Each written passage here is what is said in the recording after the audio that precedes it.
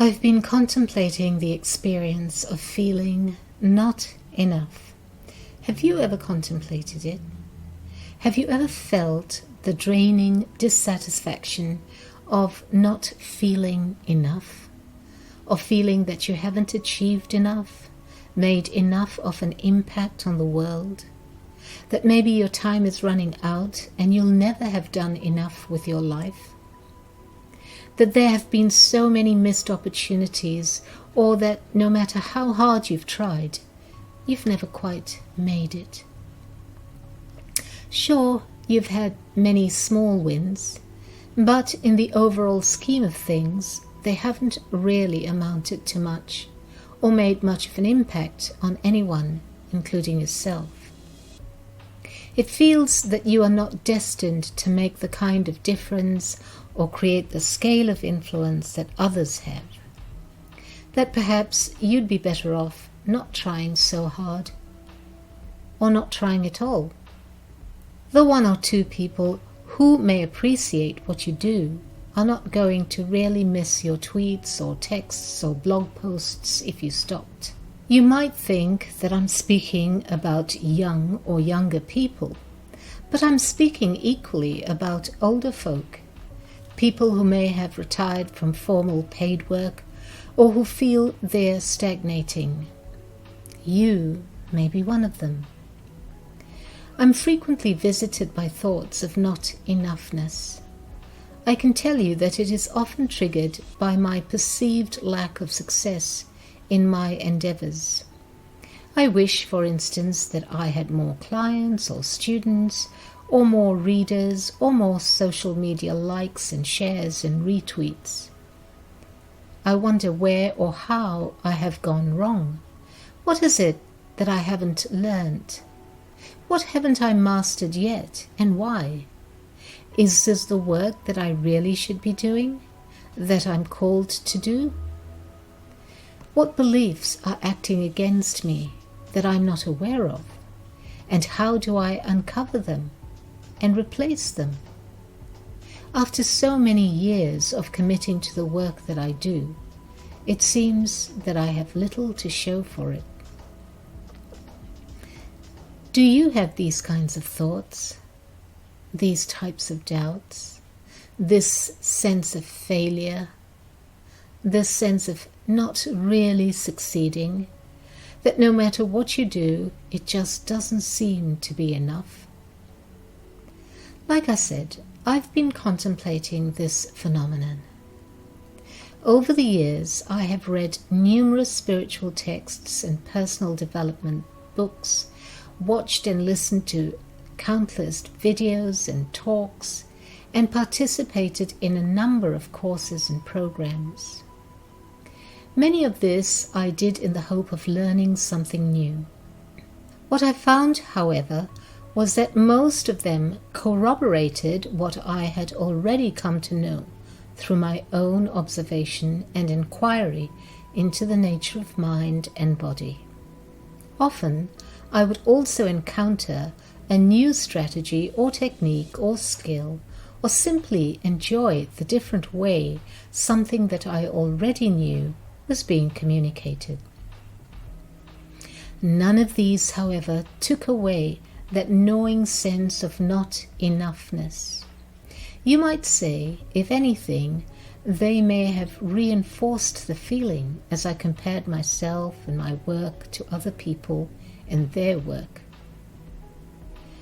I want to make clear that I'm not talking about wanting to upskill or learn new skills or gain mastery or greater understanding or explore new ideas. No, these I recognize as part of the natural and wonderfully curious mind and its limitless ability to learn. No, what I'm talking about is a much deeper sense of not being enough. As I've contemplated on this sense of not enoughness, I've realized that its source is in my thoughts, in the comparisons I make of myself with others, in my judgments about myself, and in my beliefs about what I should be, how I should be, what I am worth in terms of my output and influence, and what I believe I'm entitled to based on how well my offering to the world is received. What I've also discovered is that when I allow these thoughts to settle, or simply focus on my breath or the sensations in my body, in other words, when I become present, the feeling disappears.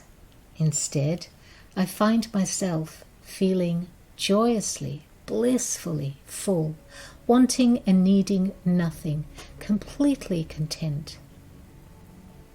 I can taste the exquisiteness of my breath, and I experience how perfectly enough it feels, doing exactly what it needs to do, neither too much nor too little. And that is true for each unique breath. I also realize that there is no conflict or contradiction between feeling this perfect enoughness and expressing the fullness and joy and thrill that I feel in some shape or form. Example, through art or writing or speaking or guiding meditation or playing guitar or making videos. Both are natural states and movements of and in consciousness. The dissatisfaction and doubt creep in, however, when I compare myself with others. They also arise when I think that I'm not doing enough to support the kind of lifestyle that I want. Do you also experience something like this? It's not an uncommon experience. In fact, I don't know of anyone, including and maybe especially many of the most accomplished and successful people in the world, who have not and do not experience these kinds of feelings and have these kinds of doubts and dissatisfaction. You see, the world we live in and that we unconsciously reinforce is one in which such beliefs and states of consciousness are strong. We're constantly encouraged to question our worth, to doubt our value, to demand of ourselves to be more, do more, and have more based on what other people are capable of being, doing, and having. In other words, despite all the socially or politically correct language we use, we are, in fact, encouraged to compare ourselves with others. The tragic irony is that as far as this ego-driven world is concerned, we will always have to be, do, and have more, and it will always never be enough. But there is another way of looking at this. Yes, we can always express and experience more because our true nature is limitless in its potential. And it is only natural for us to desire to express and experience more. If this were not true, life as we know it would not have evolved and continue to evolve in the way it does, from the so-called singularity to the wondrous and infinite forms of the elements and plant, animal, human, and all others that it has taken.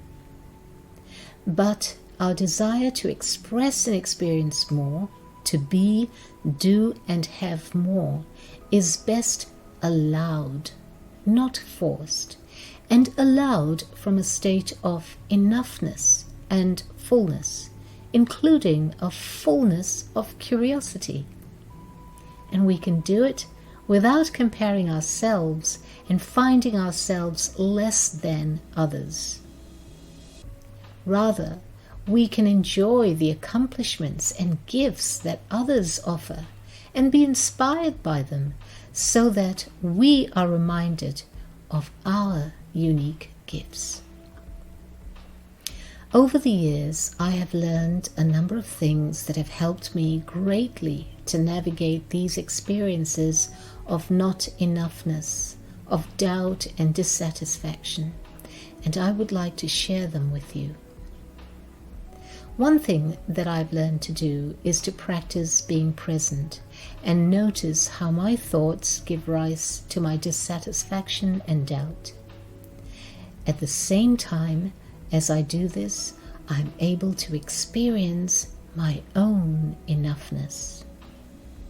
Another thing that I do is to remind myself that doing anything from a state of not enoughness only reinforces that state. Yes, it might provide some kind of relief and satisfaction and even a sense of purpose and achievement, but that is only brief. Before too long, I find myself needing to do more, be more, and have more. Note I said needing, not wanting or desiring or allowing.